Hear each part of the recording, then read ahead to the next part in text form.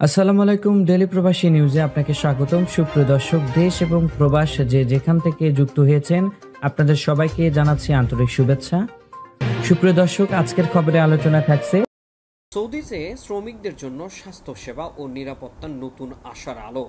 জানিয়ে দেব এই খবরটি সম্পর্কে বিস্তারিত সংবাদ। পুরো ভিডিওটি দেখে বিস্তারিত জেনে নেবার অনুরোধ থাকলো।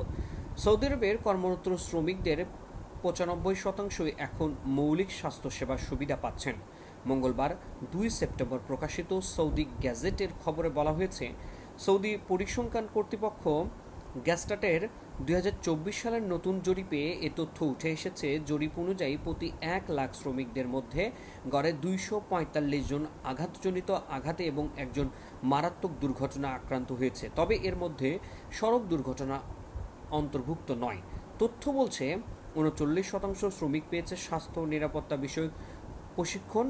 প্রায় 40% কর্মস্থলে রয়েছে আলাদা নিরাপত্তা অফিস। আবার 1/3 শ্রমিকের কর্মস্থল থেকেই নিয়মিত স্বাস্থ্য পরীক্ষা করার সুযোগ পাচ্ছেন। অন্যদিকে 5% শ্রমিক বিপজ্জনক যন্ত্র চালার, 2% রাসায়নিক পদার্থ নিয়ে কাজ করেন এবং 1% ভারী ধাতুর সংস্পর্শে থাকেন। গত 1 বছরে সবচেয়ে বেশি দেখা গেছে মানসিক চাপ ও চোখের সমস্যা, যা ভুগিয়েছে প্রায় 4% শ্রমিককে।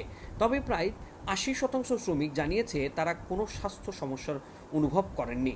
গ্যাস্টাট জানিয়েছে এই তথ্য সংগ্রহ করা হয়েছে মাঠ পর্যায়ে গৃহভিত্তিক জরিপের মাধ্যমে, আর দুর্ঘটনা সংক্রান্ত পরিসংখ্যান এসেছে জাতীয় নিরাপত্তা কাউন্সিলের রেকর্ড থেকে।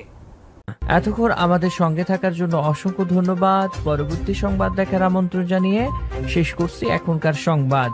প্রতিদিন সৌদি আরবের গুরুত্বপূর্ণ খবর জানতে ডেলি প্রবাসী নিউজ ইউটিউব চ্যানেলটিকে সাবস্ক্রাইব করে পাশে থাকা বেল বাটনটি প্রেস করে দিন, যাতে করে সৌদির পরবর্তী কোনো খবর মিস না করেন।